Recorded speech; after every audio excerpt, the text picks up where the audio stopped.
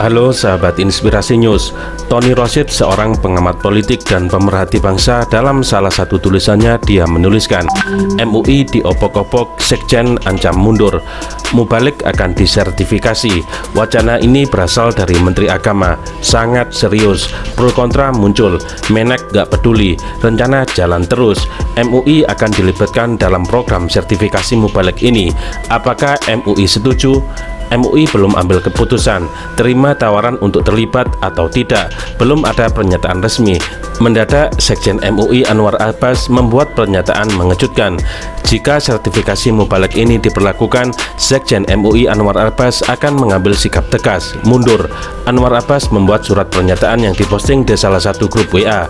Pernyataan Anwar Abbas pun viral dan sejumlah media membicarakannya. Kenapa diposting keluar? Kenapa tidak dibicarakan hanya di internal MUI? Apakah bijak membuat pernyataan mundur dengan memviralkannya di luar MUI? Pernyataan Anwar Abbas yang diposting keluar seolah memberi petunjuk bahwa MUI tidak satu suara soal proyek sertifikasi Mubalik. Ini juga seolah memberi informasi bahwa di MUI sedang menguat kelompok yang setuju dan menerima rencana sertifikasi Mubalik ini. Logikanya, jika penerimaan sertifikasi Mubalik nggak menguat di MUI, untuk apa Anwar Abbas membuat ancaman seperti itu? Ancaman Anwar Abbas bisa dipahami sebagai pressure terhadap menguatnya penerimaan terhadap rencana sertifikasi Mubalik tersebut. Kedua, Anwar Abbas menganggap sertifikasi Mubalik ini sebagian dari upaya pemerintah mengontrol, mengawasi, dan membatasi para mubalik. Otomatis itu sama saja mengontrol, mengawasi, dan membatasi para ulama. Bagaimana negara bisa menjadi baik jika peran nahi mungkar ulama dibatasi, apalagi jika dikaitkan dengan keberhasilan pemerintah mengontrol partai, TNI, kepolisian, KPK, pers, kampus, dan sejumlah ormas selama ini. Maka sertifikasi Mubalik semakin meyakinkan adanya upaya pemerintah untuk mengontrol semua potensi kekuatan kontrol di luar pemerintah. Ulama benteng terakhir rakyat.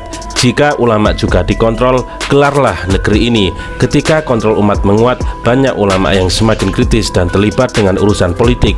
Pemerintah merasa tidak nyaman, selalu takut dan was-was, dihantui kekhawatiran yang dibuatnya sendiri. Untuk menghadapi ini, isu radikalisme terus diproduksi, menuduh good looking sebagai ciri radikalisme. Katrok, menggelikan.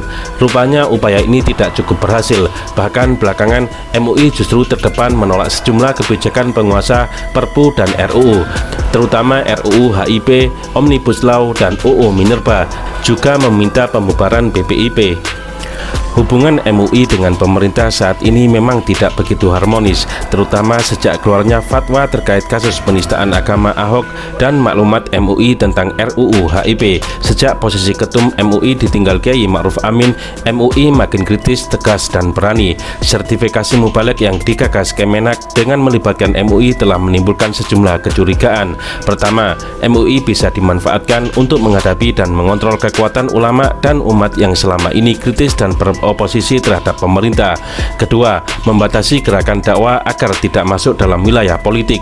Intinya, dakwah nggak boleh kritik pemerintah, nggak boleh bicara khilafah, ngomongin kebijakan pemerintah dan menyinggung korupsi, bicara iman takwa yang hanya terkait surga neraka saja. Kalau begitu, buat apa agama ada di dunia? Oleh banyak ulama dan kalangan umat, sertifikasi Mubalik jika diperlakukan, maka potensinya sangat besar mampu membonsai dan mengkriminalisasi para mubalik. Karena itu, Sekjen MUI tegas, buat apa tetap bertahan di MUI kalau kemudian MUI dijadikan alat penguasa untuk membonsai dan mengkriminalisasi ulama? Mundur. Penulis Tony Rosyth.